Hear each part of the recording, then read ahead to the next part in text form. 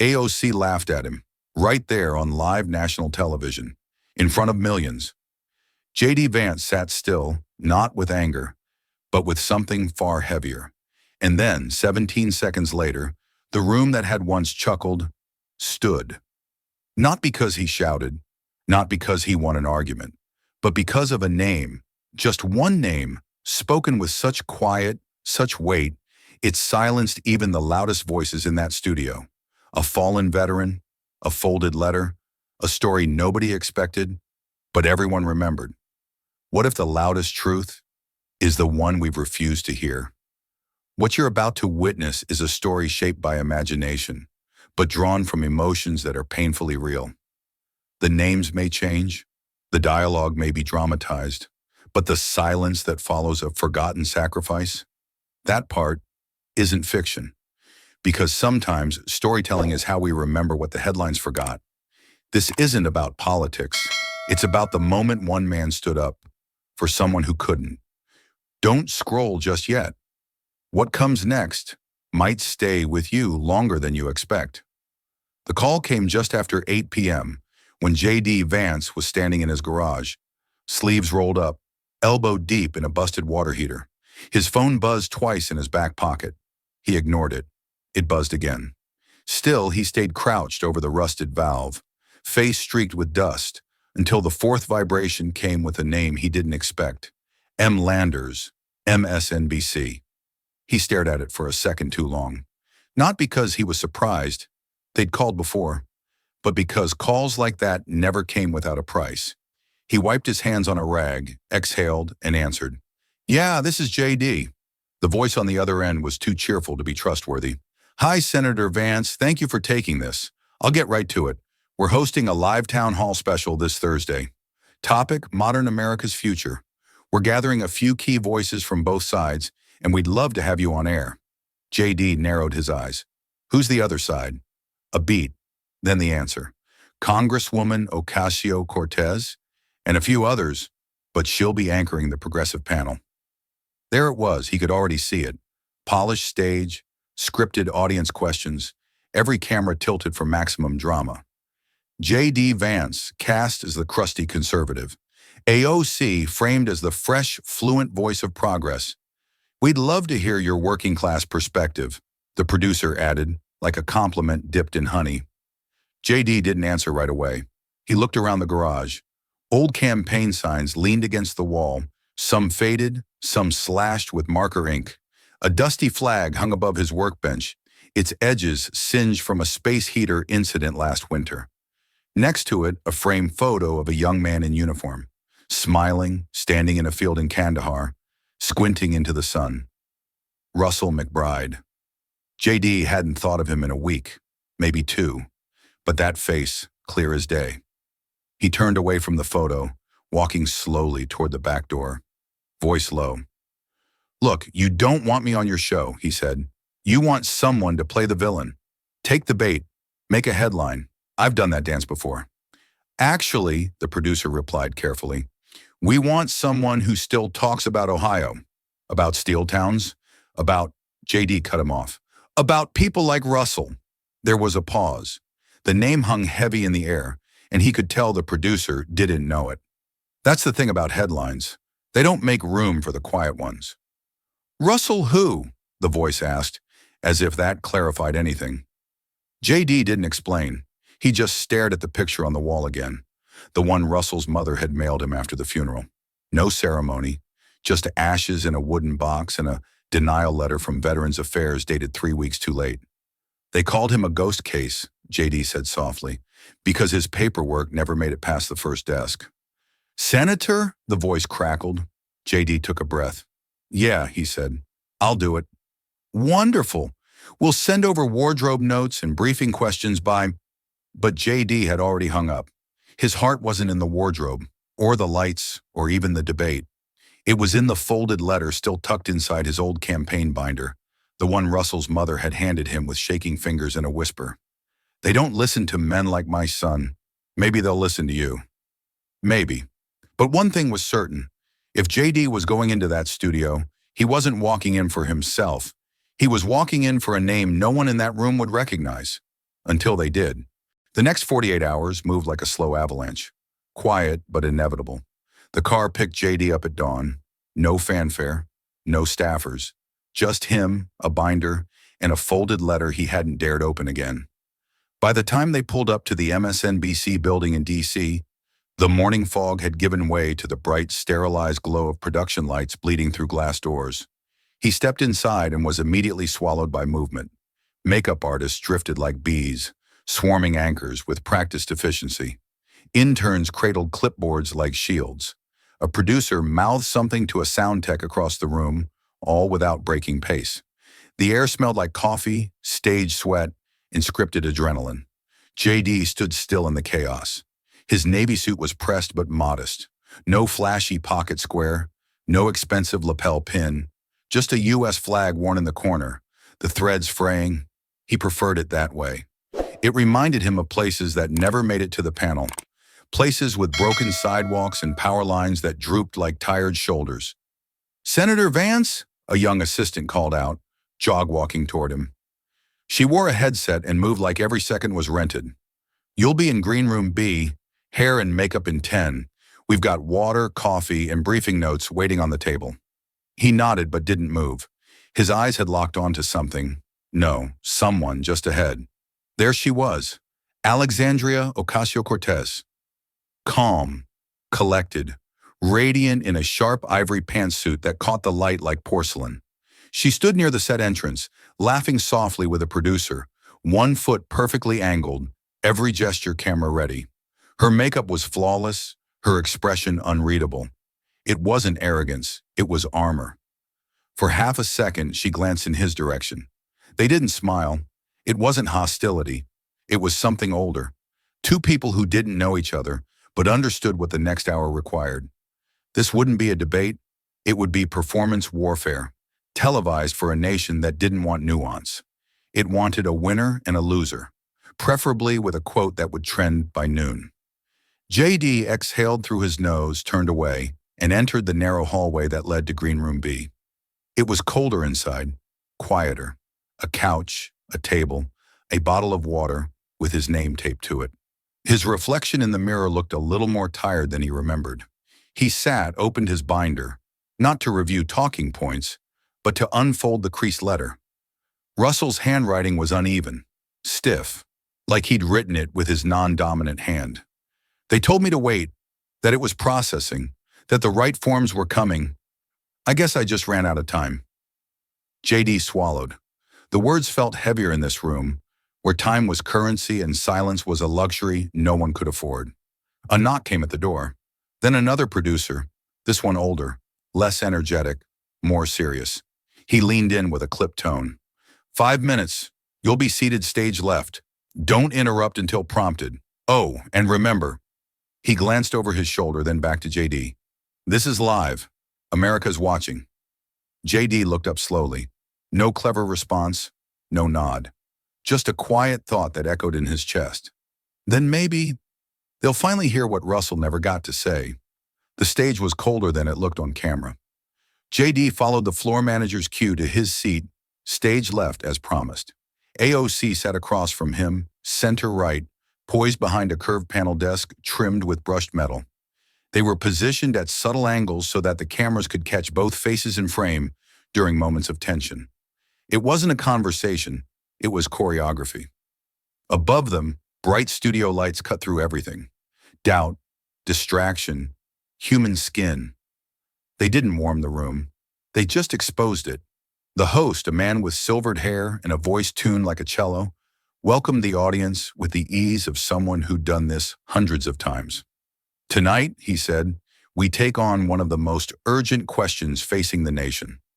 What does a just, modern America look like, and who gets left behind in the name of progress?" The applause sign blinked. The audience obeyed.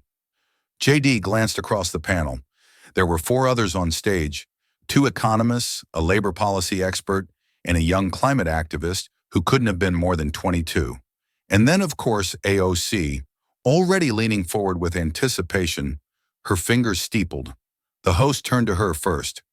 "Congresswoman Ocasio-Cortez, You've been vocal on transitioning America toward a greener economy. How do you see that happening without deepening the economic divide in regions like Appalachia or the Rust Belt? She smiled softly, adjusted her mic, and launched into it. We don't rebuild America by clinging to what's broken. Look, I have deep respect for working-class families. I come from one. But nostalgia is not a policy. We have to stop pretending that bringing back coal or unregulated steel will save us. That's like treating cancer with leeches. A few people laughed, not cruelly, but comfortably, like they'd heard the punchline before and agreed with it. AOC continued, gesturing with open hands.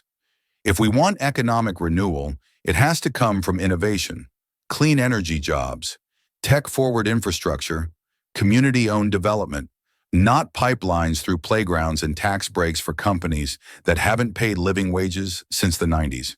Another round of light applause. The cameras panned briefly to JD, still silent, his hands folded on the table. He didn't twitch, didn't blink more than necessary. He simply looked down. In the breast pocket of his suit, tucked behind a yellow legal pad, was a single sheet of paper. Folded 3 ways, slightly wrinkled, government letterhead now faded. Russell's final VA rejection notice, postmarked 3 months before his mother had found him in the garage. JD closed his eyes for a moment, not long enough for the cameras to catch it, just long enough to steady what was coming. He could feel it building, pressure not to respond, but to say something that couldn't be edited into a headline and forgotten. Not yet. Not in this moment. Not while the room still believed the most dangerous thing about the past was remembering it. The host's voice broke in again. Senator Vance, I imagine you have a different take on what renewal means, especially for the communities you represent. JD lifted his head slowly. His jaw didn't tighten. His fingers didn't fidget. Instead, he let the silence hang, half a second longer than comfortable. And then, gently, I do. But I'd like to begin with a name. His fingers brushed the inside of his pocket. One that never made it to this stage. I do, JD said calmly, but I'd like to begin with a name. One that never made it to this stage. His hand hovered near the edge of his pocket, brushing the top corner of Russell's letter. But before he could continue, the host interrupted with a smooth pivot. Let's hold that thought, Senator.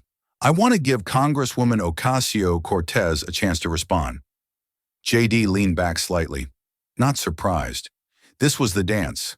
Cut the build-up, redirect the spotlight, reset the frame before it got too personal. AOC turned toward him, hands still folded, tone polite but firm. With respect, Senator, I think it's important we focus on where America needs to go, not where it used to be. She smiled gently, but her words came sharpened. We're in a moment where people are hungry for real solutions, not sentimentality. And respectfully, your policies, your speeches, your entire worldview, they seem rooted in a version of America that left too many of us out. A slight murmur passed through the audience. JD didn't flinch, but the comment settled like weight on his chest. He felt it, not as insult, but as warning. She continued, eyes forward, voice practiced. Coal, steel, even this deep attachment to veterans as symbols of sacrifice. We honor their service, of course. But let's be honest, those aren't economic strategies. They're artifacts. And we can't afford to be held back by artifacts when the planet is literally on fire. The room laughed. Not the whole room, but enough to make it sting. JD looked down again, not in defeat, but in calculation. His hand tightened around the letter in his pocket, folded 3 times, the creases now worn soft from how often he'd handled it over the past 2 days. AOC went on, look, I understand where he's coming from. People want to feel seen. They want meaning. I do too. But we can't keep romanticizing towns that were built around single industries and pretending they were perfect. They weren't. And trying to resurrect them won't make the future any kinder. The young climate activist to her left nodded vigorously. The host chimed in with a reflective, interesting point, and for a moment the panel seemed to shift into a shared agreement. But JD didn't respond. Not right away. He let the applause sign blink again, let the room fall back into its rhythm, let the viewers at home nod along. Because while they were busy agreeing with her, he was still thinking about the last line of Russell's letter, the one that still made his stomach knot. Tell them I tried, that I waited, that I didn't quit.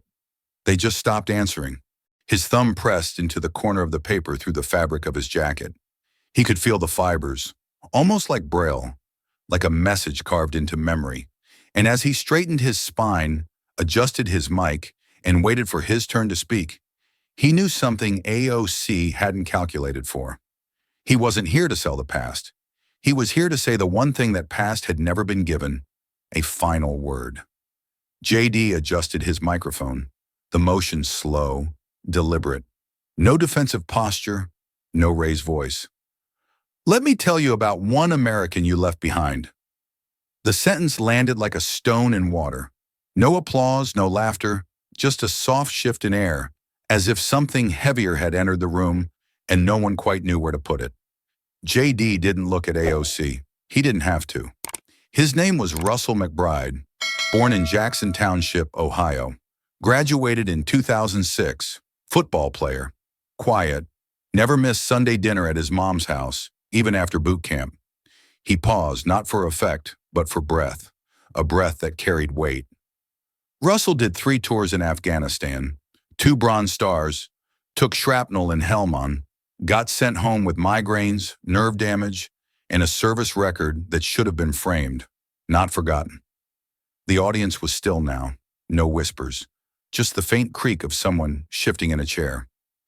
He applied for treatment through the VA, twice, got denied both times, insufficient documentation. The third time, he showed up at the clinic in person. They told him to go home and wait for an update. JD's voice didn't rise, it narrowed. 4 months later, his mother found him in the garage, hanging from the beam where he used to build go-karts as a kid. No one moved. Even the host, so polished before, seemed to lose the cue in his earpiece. AOC's expression had changed. Not defensive, not ashamed. Just still. He left one thing behind, JD continued, and now his fingers slowly reached into his pocket. A letter, folded 3 times. It said, tell them I tried, that I waited, that I didn't quit. They just stopped answering. JD unfolded the paper, not for the camera, not for drama, just to feel it in his hand, as if holding the letter made Russell real again. He wasn't an artifact. He wasn't a symbol. He was a person. And if remembering him makes me nostalgic, then I guess I'll take that label, because someone has to speak for the ones who never made it back to be part of your green economy. A cough broke the silence from somewhere in the back row, but no one followed it with sound.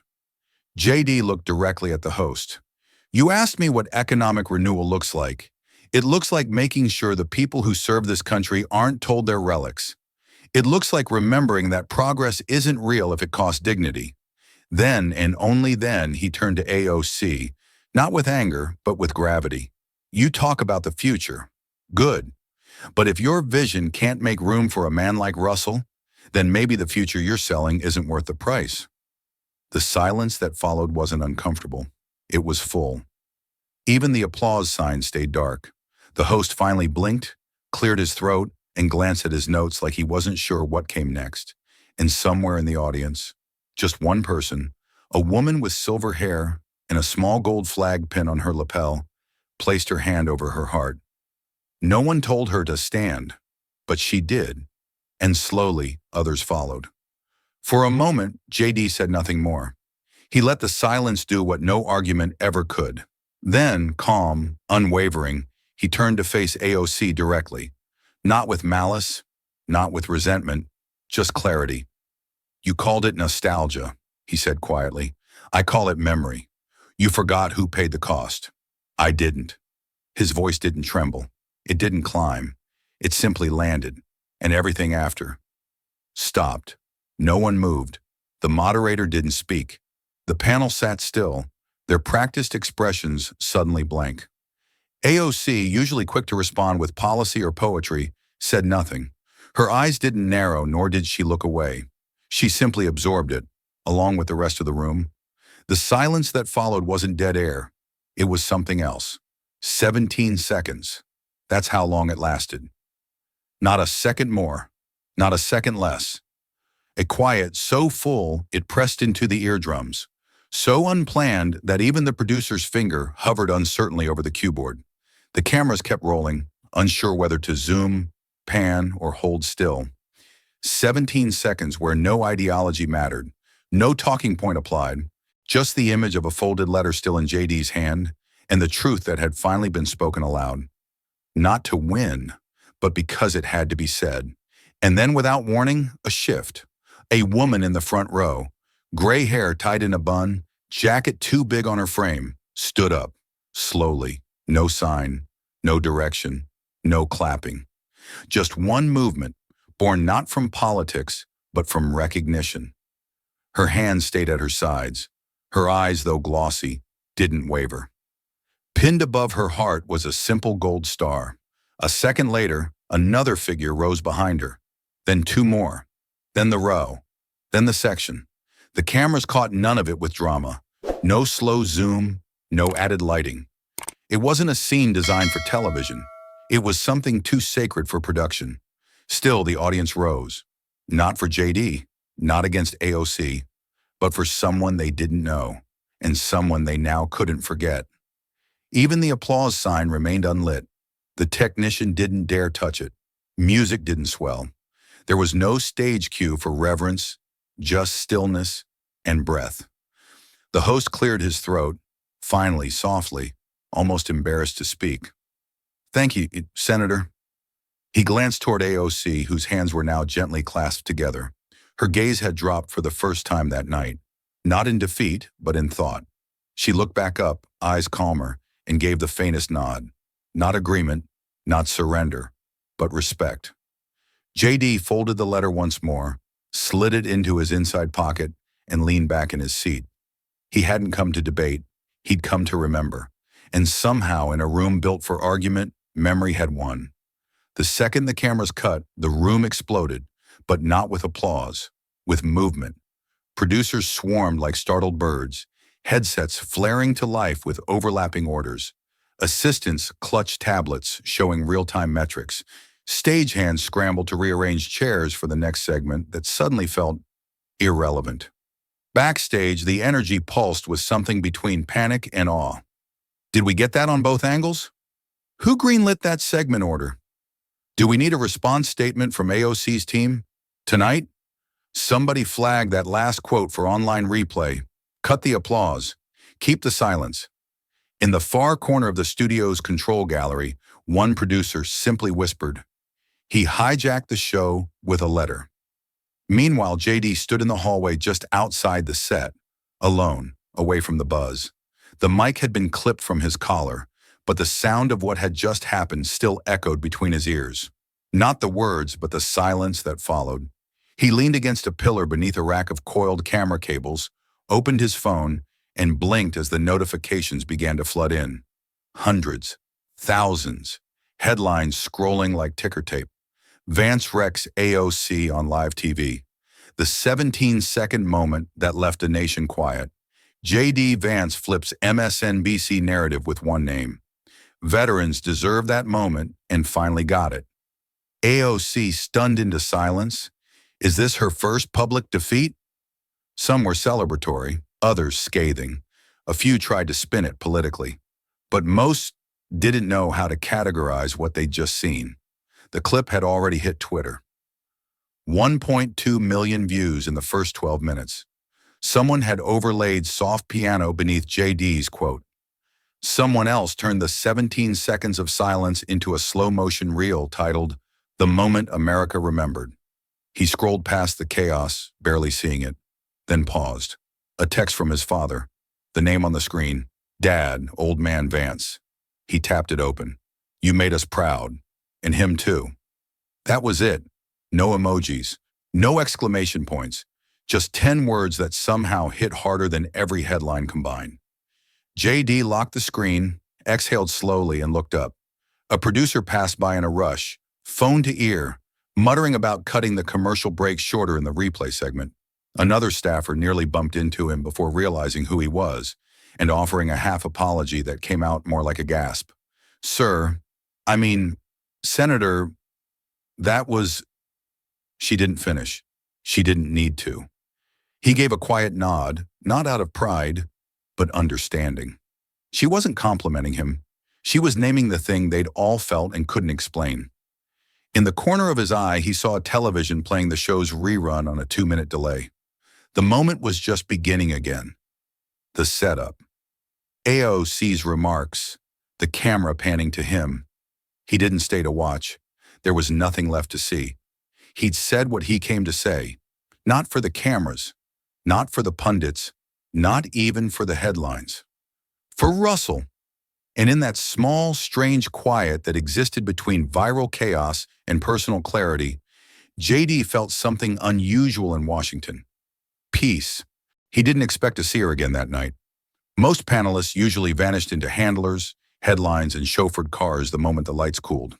But as JD moved toward the staff corridor, intending to disappear quietly, he heard the sharp click of heels behind him, deliberate and fast.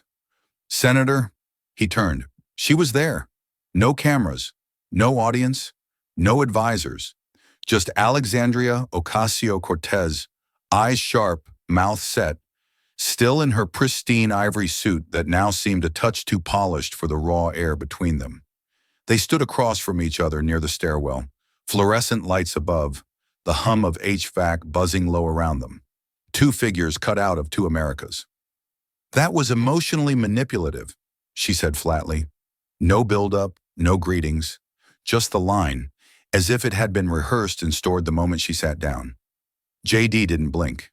"It was reality," he replied, "and I didn't have to rehearse it." There was no bite in his tone, no self-righteous spike, just a steady confidence that made her expression falter for a breath.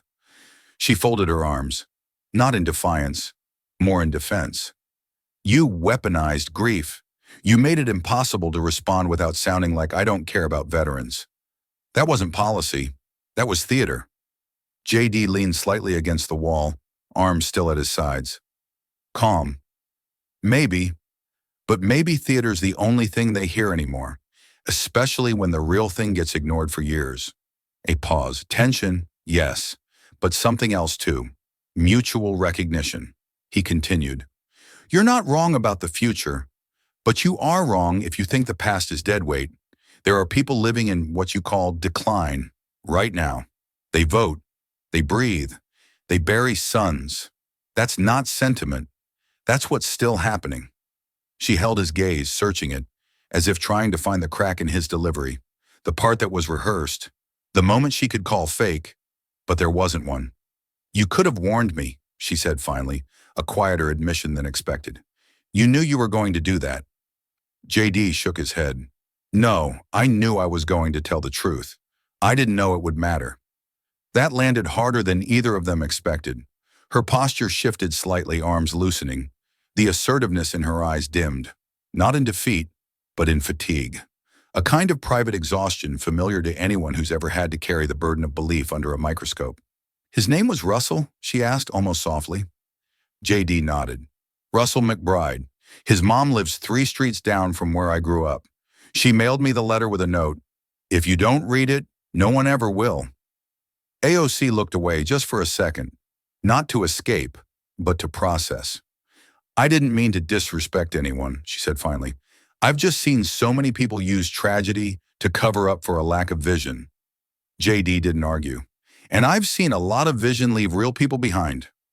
Another silence. This one not tense, just real. She stepped back, adjusting the strap on her bag. Her voice was quieter now. "Good night, Senator. Good night, Congresswoman." She walked off, not shaken, not angry, just thinking.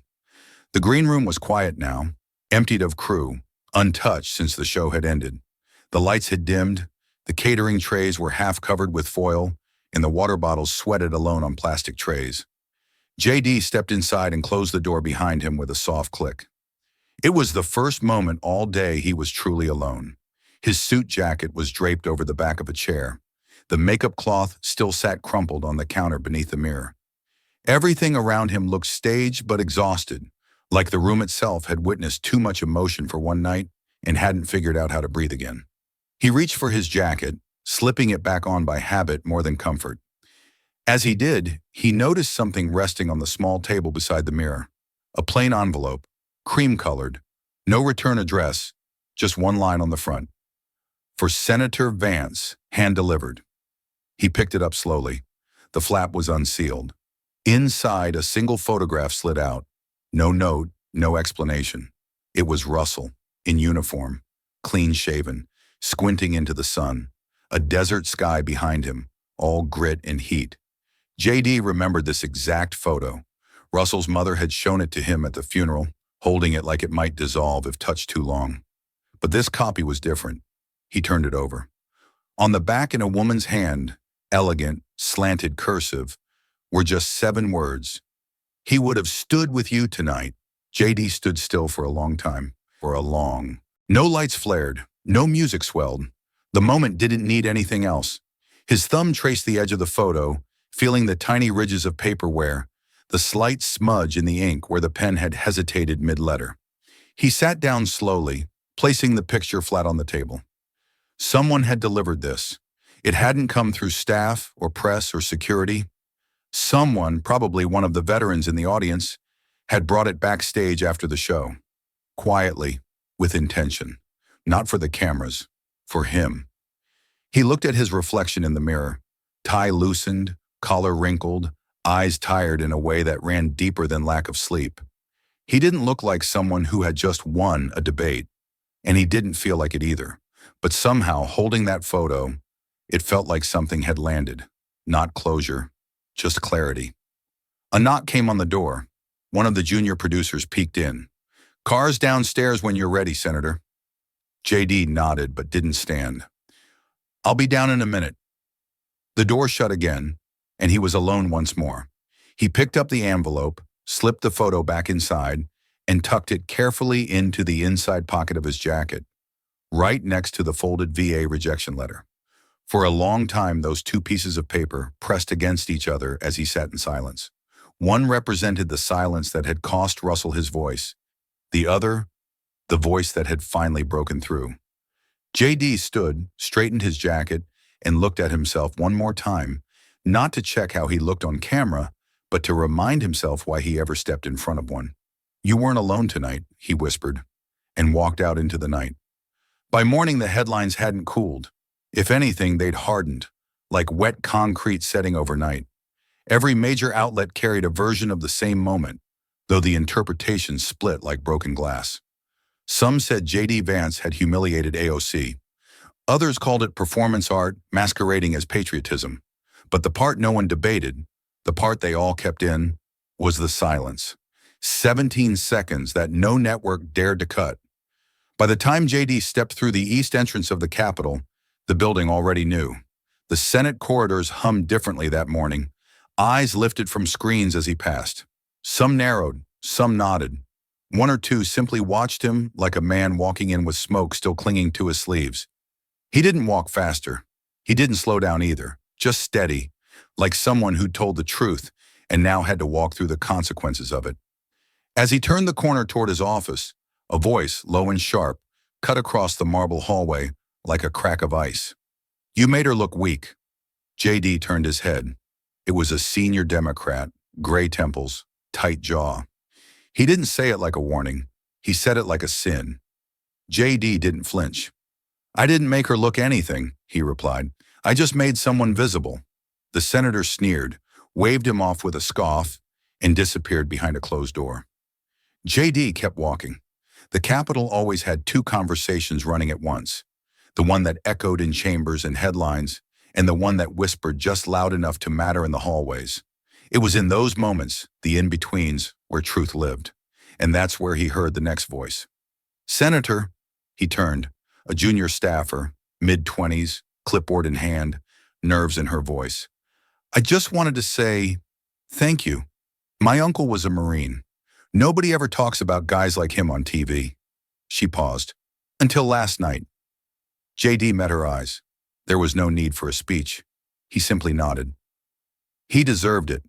She smiled, small but real, then quickly stepped away as if she'd said too much in public.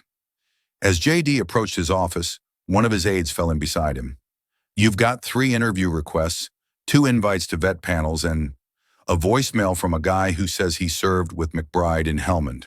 He was crying. Just left a number. Said no one ever said Russell's name out loud before. JD took the memo slip, reading the number quietly. We'll call him back. You sure you want to do press today? The aide asked, a hint of caution in his tone. We could let this breathe. JD stopped at his office door, thought for a second. No, let them ask. I don't have to perform today. I already told the truth. He stepped inside, the door clicking shut behind him. Outside, the Capitol spun its usual rhythm, bills, backlash, and carefully engineered quotes. But inside that office, for just a moment, things were still. The letter was still in his pocket. So was the photo. And for the first time in a long time, he didn't feel like a man chasing headlines. He felt like a man who finally brought one home. The town hall wasn't in a courthouse or a city chamber. It was held in a converted gymnasium behind a local VFW hall in Dayton, Ohio. The walls still smelled faintly of floor polish and old trophies. Folding chairs creaked beneath worn boots and denim jackets, patched with insignias that hadn't seen a battlefield in decades, but still bore the weight of them. JD arrived quietly, alone. No press, no team, just a folding chair with his name on it, and a thermos of lukewarm coffee waiting on the side table. The room held maybe 60 people, mostly older men, a few women, some in wheelchairs, others with oxygen tanks humming softly beneath their coats. It wasn't a political crowd. It was a room full of people who'd outlived policy promises and seen headlines come and go. The local organizer, a retired Navy corpsman named Reuben, gave a brief intro. Most of you know why we asked the senator here today, and if you don't, you've probably been living off-grid. That got a few chuckles. He said something on TV, something that, for once, wasn't about what we cost, but what we gave. So we figured he'd earned a chance to hear from us too. JD stood and walked to the front of the room. No microphone, just his voice, steady and plain. I won't take long. I'm not here to explain anything away or sell you something.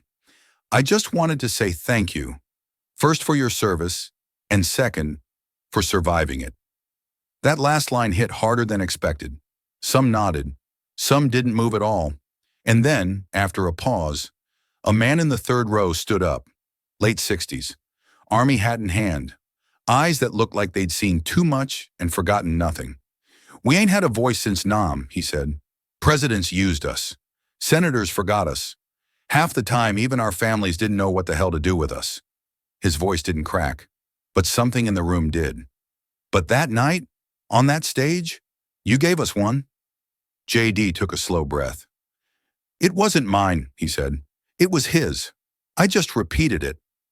A few heads lowered. One man whispered McBride under his breath like a prayer. Another tapped his boot against the floor 3 times, a silent sign of respect used in some units when words couldn't carry it. Someone passed forward a photo, blurry, faded, folded at the corners. It showed 5 men in uniform sitting on a tank in Kandahar, all smiles and squints. Second from the left, someone said. That's Russell, back before the headaches started. JD held the photo like it was glass. They didn't speak about suicide directly, but it hung in the air, like a ghost no one could name, but everyone had seen. We buried him 3 years ago, one vet said. I didn't think anyone outside this room even remembered. JD looked around slowly. I didn't come to make speeches, but I can promise you this. I won't forget, and I won't let them forget either. The applause that followed wasn't loud. It wasn't forced. It was real. Palms clapping slowly, deliberately, like a heartbeat. Afterward, JD stayed until the chairs emptied. He shook every hand, took every photo, wrote down 3 numbers from wives who said their husbands still weren't sleeping, promised to connect them with someone, not in D.C., but right there in Ohio. And before he left, Reuben pulled him aside, placed a small pin in his hand. That one's for people who speak when it's easier to stay quiet. JD didn't reply. He just closed his hand around it and walked out into the cold Ohio air, the pin pressing gently into his palm like a reminder that speaking up had only just begun. The Bronx district office was modest by Capitol Hill standards. No grand marble columns or camera-ready windows. Just a corner suite in a converted municipal building, the walls lined with photos from neighborhood events, local art, and quotes handwritten in marker by staffers on a whiteboard that hadn't been erased in months. The conference table was too small for the crowd squeezed around it, but no one complained. They weren't here for comfort, they were here for clarity. AOC sat at the head of the table, blazer off, sleeves rolled to her elbows. Her expression was attentive, composed, but beneath the surface, something in her fingers betrayed her. She tapped a pen against the edge of her notepad, again and again. Lightly, rhythmically, almost like a metronome trying to steady a thought that kept slipping away. Across from her sat 6 Latino veterans, men from the South Bronx and East Harlem, most in their late 30s to early 50s. Some had brought their kids. One man, Miguel, kept his young daughter beside him, her small hands curled around a juice box as she sat quietly drawing on a legal pad. The meeting had been requested days earlier, right after the town hall aired. No one said her name in the subject line, just, "We'd like to talk about what was said." They'd skipped introductions, gone straight to the point. "We serve too," one said, "and sometimes it feels like we don't exist in your version of the future." Another added, "We're not asking for applause. We're asking not to be forgotten." Then came Miguel. He didn't speak until the last 10 minutes of the meeting. When he did, it was without anger, but with something heavier, worn-down honesty. "You know," he said, "I voted for you. Twice. I still believe in a lot of what you're trying to do. But the other night, what that senator said, that felt like someone finally speaking in our language. Not Spanish, I mean pain, frustration, the kind that doesn't make it into policy briefings." AOC looked at him, not defensively, just openly, like she was trying to hear every syllable between the words. "He told the truth," Miguel said. "Will you?" The room went still. No one reached for a phone. No one checked their watch. And AOC, usually sharp, fluent, ready, sat silent. Her pen tapped once, then again. She scribbled something on her notepad. Nothing legible, just motion. Finally, she set the pen down. Her voice was soft when it came.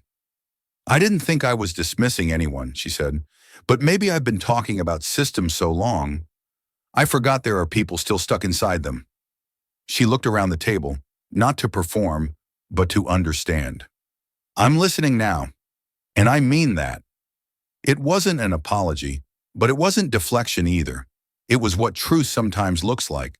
Not shouted, not framed for the cameras, but arriving slowly, like a weight pressing inward instead of out. The men nodded. No cheers, no handshakes. Just an acknowledgement that something had landed. As they gathered their coats and thanked her for her time, the youngest vet turned at the door and said, "Next time they cut to commercial, just remember, we're still here." When the room emptied, AOC remained seated. She didn't pick up her phone. She didn't call her comms director. She just sat there, eyes unfocused, hand resting near the pen she no longer tapped. Outside, the sound of traffic filtered in through the cracked window. The city moved on, unaware that somewhere inside a quiet room above it, a woman known for her voice was relearning how to listen. The driveway was cracked, the gravel patchy, with weeds curling up through the seams. JD pulled his truck into the same spot he remembered from the funeral 2 years ago. Back then, there had been too many cars, too many solemn handshakes, too many casseroles. Now there was only his. Russell's house hadn't changed much. White siding stained slightly by time. A porch swing that creaked even when no one sat on it. But it was the garage JD had come for. The one at the end of the short gravel path. The one that hadn't been touched since the day Russell's mother had locked it shut. She'd given him the key last month. Said she wasn't ready to go inside but knew someone had to. "You knew him," she said. "You'll understand what it meant." JD stepped out into the wind, flag pin on his jacket catching a brief glint of afternoon sun. He reached into the glove compartment and pulled out a small, tightly folded American flag, triangular, creased at the corners, passed to him by Russell's sister with quiet urgency after the town hall aired. "He would have wanted you to have this," she had whispered, "just until you know where to leave it." Now he did. He approached the garage and paused at the door, key in hand. The metal squeaked when it turned, and the hinges groaned as if waking up after a long silence. Dust billowed into the air like memory taking shape. Inside, everything was still in place. The wooden workbench against the back wall. A row of tools hung in perfect symmetry. Pegboard hooks with chalk outlines where a wrench or hammer once rested. Shelves lined with old coffee cans filled with nails, bolts, washers, each labeled in Russell's meticulous handwriting. The air smelled like cedar, oil, and something older. Not quite grief, not quite peace. Just the stillness of a space left untouched by time, because touching it would have meant admitting time had moved on. JD stepped inside. He didn't rush. Each step creaked softly on the concrete floor. He stopped in front of the workbench, stared at the space where an old photo had once been pinned, now gone, but the tack hole remained, a silent outline of something once seen. "They'll remember now," he said aloud. Not loudly, not for drama, just enough for the tools to hear, for the space to hold it. He reached into his coat pocket and pulled out the folded flag, held it in both hands, ran his fingers across the smooth cloth. Then slowly, reverently, he placed it on the center of the workbench. He didn't unfold it. He didn't make a speech. He just placed it where Russell's hands had once fixed lawnmowers, carved initials into wood scraps, or gripped the edges of letters too cruel to read aloud. Outside, wind swept through brittle trees. A single leaf tapped against the garage window, then fell. JD stayed a moment longer, letting the silence settle back into place. He touched the edge of the flag once more, firm, final, then turned toward the door. Before he left, he looked over his shoulder one last time, not to memorize the scene, but to say goodbye to the version of Russell the world never met. Not the soldier, not the symbol, just the man in the garage, who built things for others and asked for almost nothing in return. JD stepped out, pulled the door shut, and locked it behind him. Then he slipped the key back into his pocket next to the letter and walked toward the truck as the last light of day broke gently across the cracked driveway. The subway hummed beneath her office as Alexandria sat alone at her desk, the overhead light casting a narrow halo across a stack of untouched memos. Her staff had gone home hours ago, the building quiet now, except for the occasional footsteps in the hallway or the echo of a closing door down the corridor. But her thoughts weren't in the Bronx, not entirely. They were somewhere else, farther back, deeper in. The file in front of her had nothing to do with veterans, nothing to do with Russell McBride. It was a housing equity proposal for Queensbridge. But her pen rested idle, her eyes drifted, and before she could stop it, her mind did what it sometimes did when the world got too loud. It returned to a kitchen in Parkchester. Tile floors, old linoleum peeling at the corners, the faint smell of burnt rice from a pan that no one ever threw away. Her father at the sink, scrubbing plates with one hand, gesturing with the other as he spoke. He was always speaking, not on stage, not in suits. Just there, explaining how the city worked, why workers were invisible, and how no one ever really fixed the heating unless the right people complained. He had a laugh that rattled the windows and a cough that came on slowly one winter and never really left. By the time she turned 19, he was gone. Cancer, fast, unfair, brutal, not televised, not quoted, just gone. And in his absence, Alexandria had made a vow, not out loud, not on Twitter, just to herself in the back pew of a church half full of people who didn't know how to console a daughter who had been taught that justice had to be earned, not given. "I'll fight," she had whispered once in that pew, her fists clenched against the inside of her coat. "I'll fight so no one like him gets forgotten." She kept that promise, or thought she had. Through bartending shifts, late-night policy studies, the campaign trail, and then Washington, where cameras replaced chairs and microphones replaced doorways. But now in the stillness of her office, something JD Vance had said wouldn't leave her alone.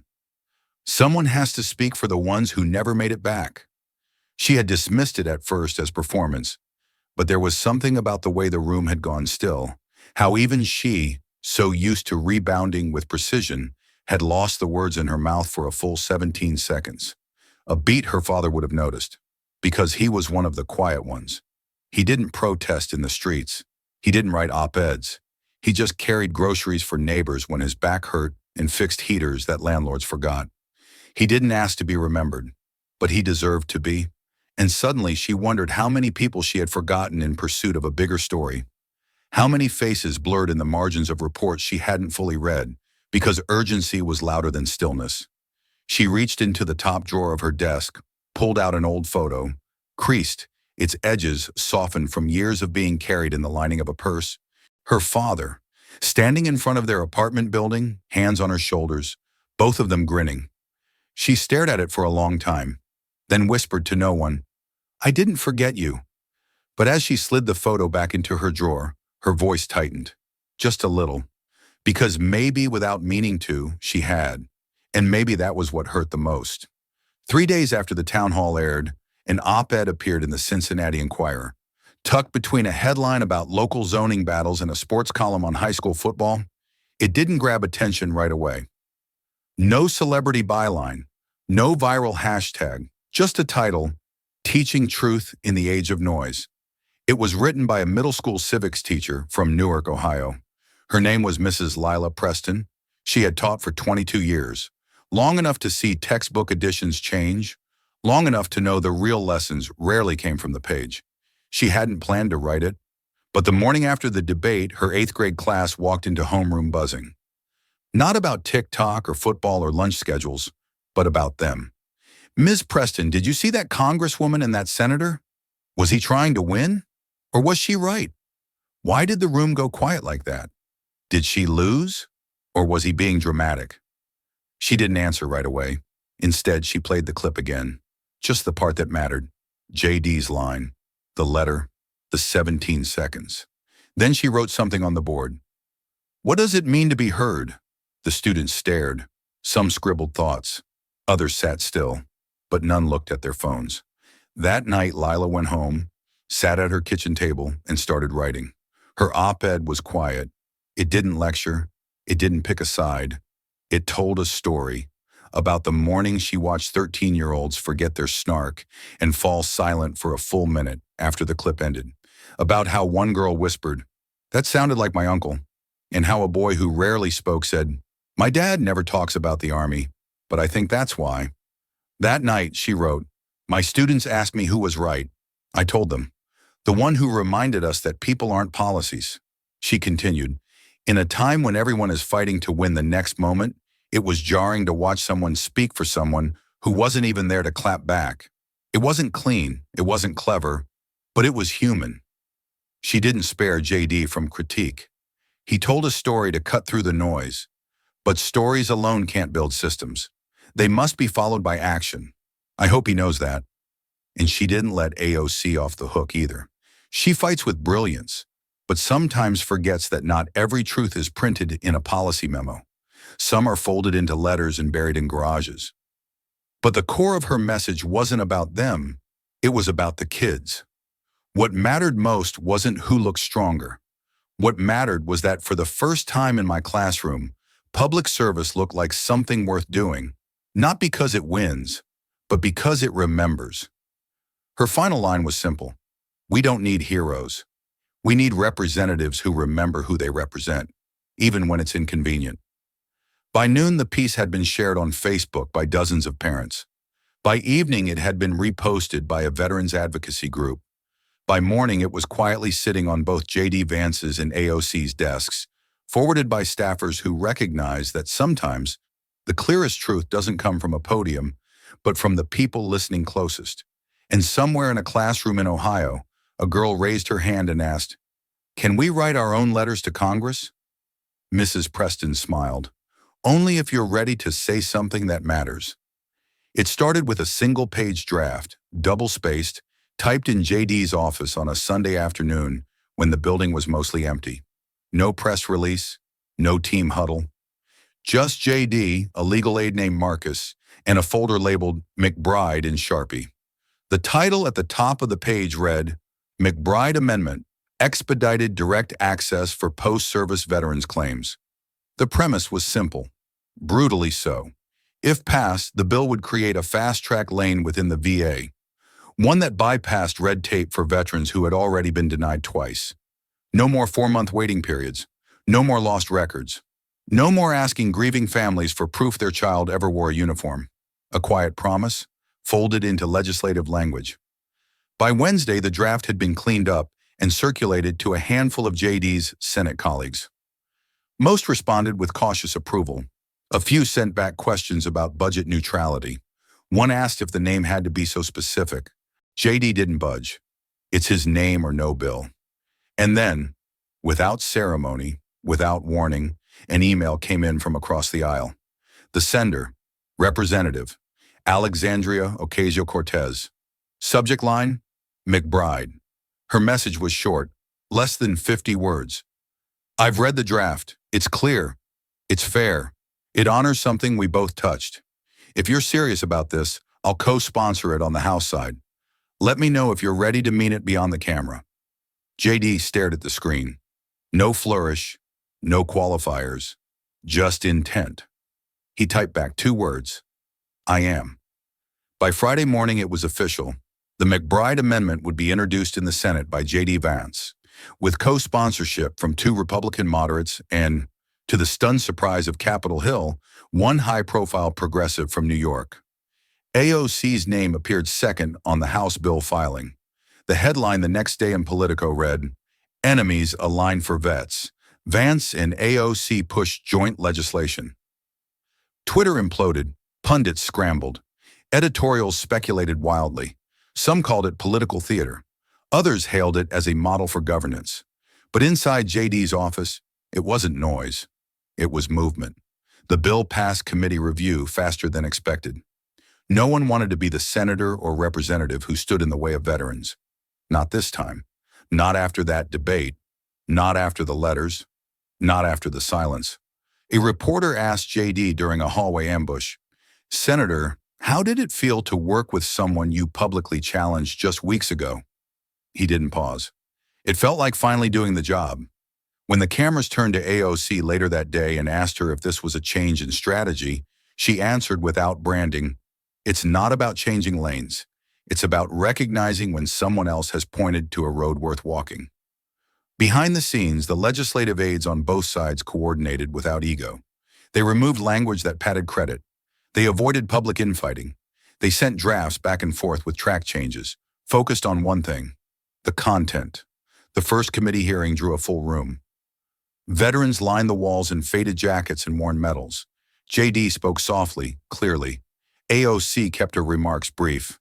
Neither tried to score points. Neither mentioned the town hall. They didn't have to. Everyone there remembered. And as the hearing adjourned, someone near the back stood up, a tall man in a Marine cap. He raised a hand not to ask a question, but to salute. This one matters, he said aloud. And not just for us, for the ones who didn't get this far. No one disagreed. And the McBride Amendment, born from grief, sharpened by memory, and carried forward by 2 former opponents, moved out of committee and toward the floor of Congress.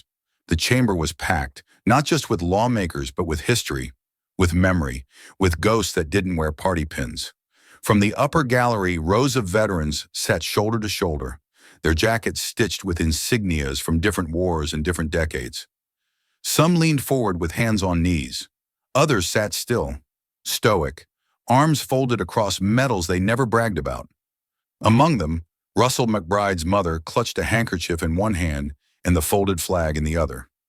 On the House floor, the tension was visible in the body language.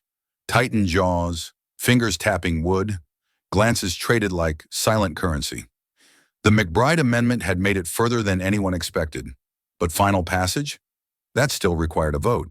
And votes required speeches, positioning, last chances to sway the room. AOC had spoken already, brief, respectful, focused on accountability. Her voice had held steady. Her eyes had flicked once toward the gallery, then back to her notes. She hadn't looked at the cameras. She wasn't performing today. Now it was JD's turn. He stood slowly, buttoned his jacket, and took the microphone. Mr. Speaker, colleagues, before I say anything, I'd ask for a moment. Just one moment of quiet. Not for me, for the names on the letters that never got answered. And for once, the room complied. A beat of stillness. Then he began. This bill isn't about coal country or coastal cities. It's not about red states or blue. It's not even about policy, really. It's about a debt paid in silence, in service, and in graves dug far from headlines. His voice didn't rise, but it carried. I know some of you think this is theater, that maybe I'm just trying to make a name for myself. But if that were true, I'd have picked a louder cause. Not one that smells like old garages and sounds like someone saying, "I tried." He paused, letting the words settle.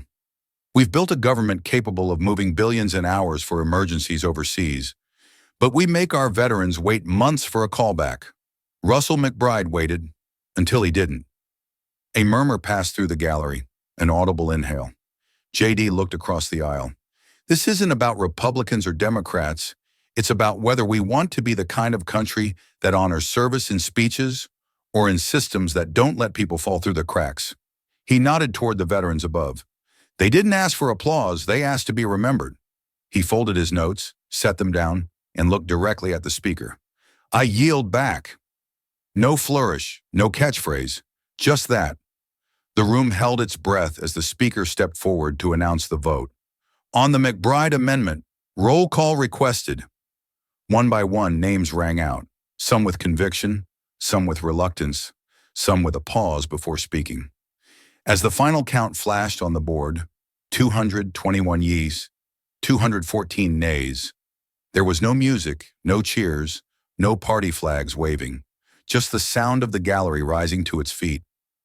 The veterans stood first, then a few members on the floor, then more, until without direction, the chamber itself stood, not for JD, not for AOC, but for the people whose names would never fill a seat in that room.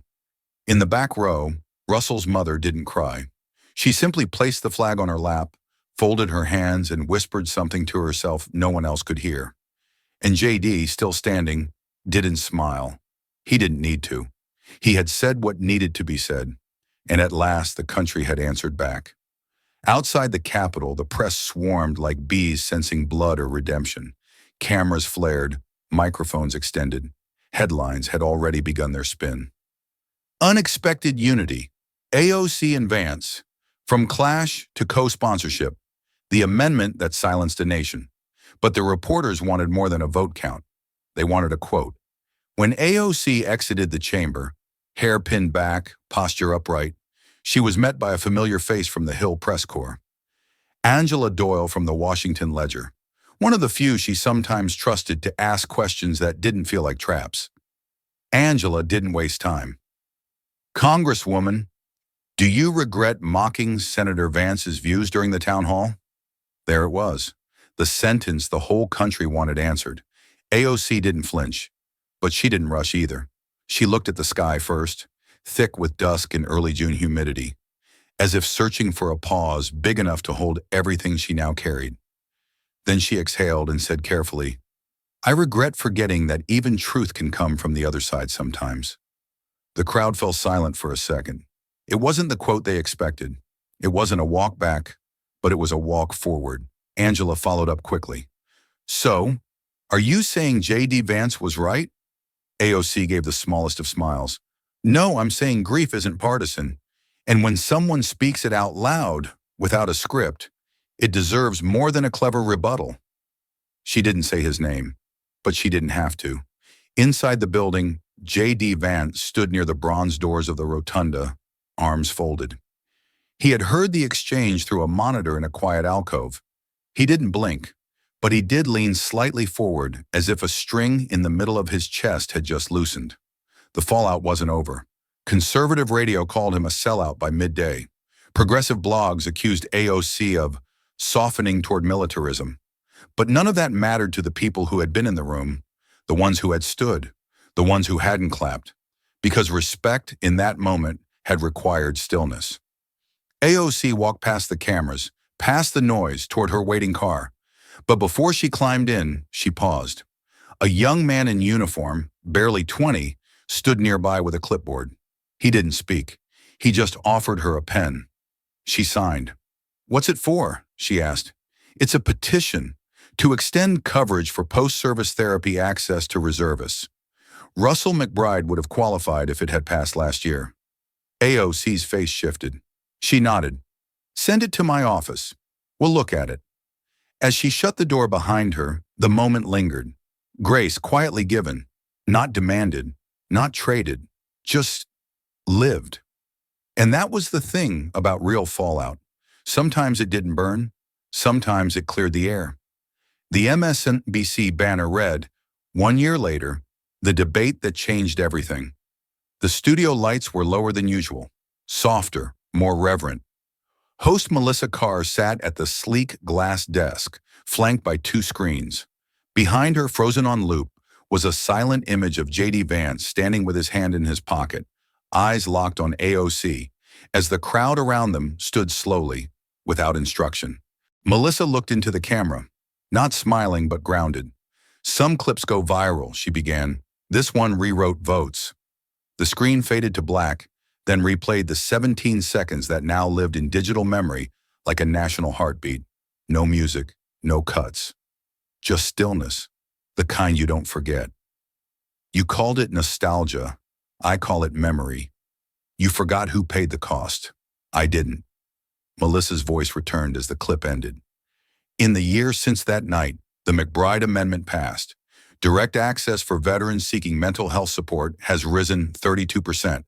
And for the first time in nearly 2 decades, bipartisan co-sponsorships on military health legislation have doubled." A second screen lit up. Split images, JD on the Senate floor, AOC in a Bronx town hall, a folded flag on a dusty garage workbench. "It's rare in American politics to witness not just disagreement," Melissa continued, "but transformation. And even rarer still, to see that transformation echoed in policy. Not just polls." The producers played a short montage, snippets from that night's original broadcast. The laughter, the jabs, the shift, the silence. Then came something new, unseen footage, behind the scenes. A brief shot of JD holding the rejection letter, a Gold Star mother reaching out to him after the show, placing her hand silently over his. And finally a clip of AOC, not rehearsed, not polished, backstage alone, head in hands. "They tell us we're supposed to win," she whispered to a staffer. "But sometimes the loss teaches more." Melissa leaned forward, elbows on the desk. This wasn't about who won the debate. It was about who remembered what debates are for. As the segment closed, viewers were invited to reflect, not just react. A message scrolled at the bottom of the screen. "To those we've lost and those still here, this conversation continues." And in homes across America, blue states and red, small towns and cities, that moment replayed again. Not for outrage, but for memory. The bell had rung 10 minutes ago, but no one moved. Room 203 of Meadowview High, just outside Wichita, felt unusually still. Fluorescent lights buzzed quietly overhead. The American flag hung motionless in the corner. On the projector screen at the front, the final frame of the town hall moment froze J.D. Vance and Alexandria Ocasio-Cortez mid-glance. The crowd around them still rising. Mr. Thompson, a lanky civics teacher with silver hair and a calm voice, turned down the volume on the remote and faced the room. 30 juniors stared forward. No phones, no whispers. Just a silence more honest than most lectures could ever buy. A student in the third row, a girl in a softball hoodie, raised her hand. "Mr. T, why'd the room stand up like that? I mean, they weren't clapping. It wasn't like planned." Mr. Thompson nodded, almost as if he'd been waiting for the question. He glanced at the pause screen again before answering. "Because truth doesn't always roar," he said slowly.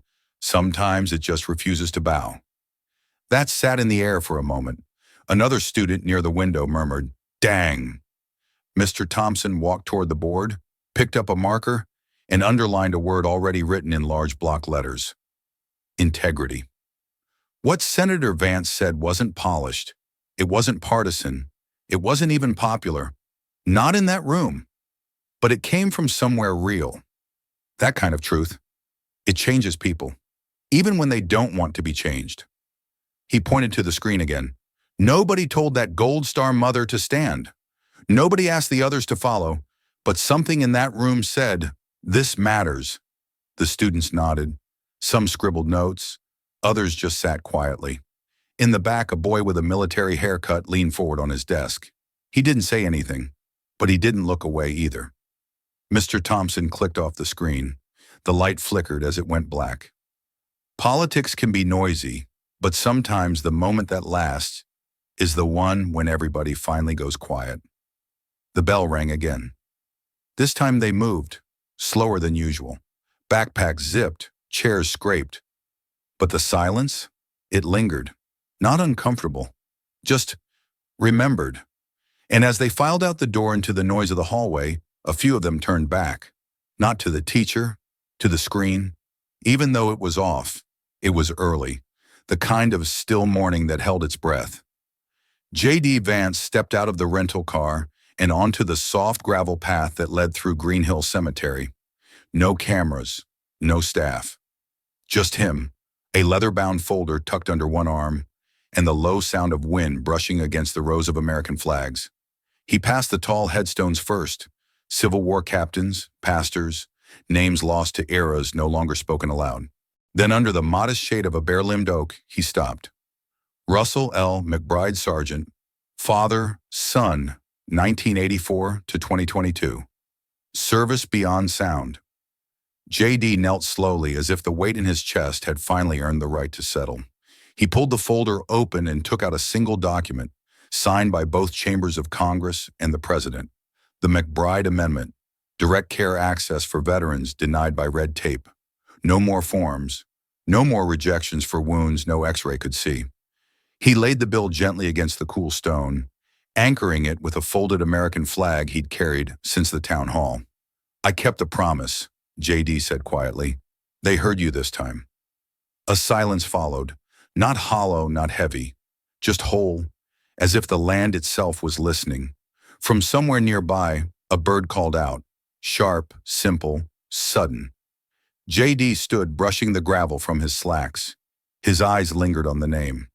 "He never made it home from that war," the voiceover begins. "But his story did, and it changed the country that sent him." As he walked away, he didn't look back. He didn't need to. The wind picked up behind him. Nothing dramatic, just enough to lift the corner of the folded flag and let it fall back into place, like a breath exhaled. And that bill, that signature, that folded cloth. They didn't erase the past, but they proved it mattered. This story isn't just about politics, it's about memory, dignity, and the power of being seen. J.D. Vance didn't win with a louder voice. He won by carrying a silent burden to a public stage and refusing to let it be ignored. The most powerful moment wasn't in a speech or applause, but in the 17 seconds of silence when a mother stood and a nation remembered what it had forgotten. AOC's evolution, from dismissive to introspective, shows that even the fiercest voices can pause to listen. And that's where real change begins. This wasn't about one party defeating another. It was about giving voice to those who were lost in the noise and shaping policy from pain. It reminds us, change often starts when someone chooses to remember what others would rather forget. Now we ask you, have you ever witnessed a moment where truth didn't roar, but stood quietly and still changed everything? We'd love to hear your story. If this story touched you, don't let it stop here. Like, share, and subscribe to JD Stories, where every voice matters and every story echoes far beyond the screen. This story is a fictionalized and dramatized narrative created for educational, inspirational, and storytelling purposes. While it may be inspired by real public events, people, or societal issues, it includes imagined dialogue, reconstructed scenes, and character interpretations meant to highlight broader themes of justice, dignity, and resilience. Any resemblance to actual events or individuals beyond public knowledge is purely coincidental. We do not intend to defame, mislead, or harm, but to invite reflection and meaningful conversation. Thank you for watching JD Stories.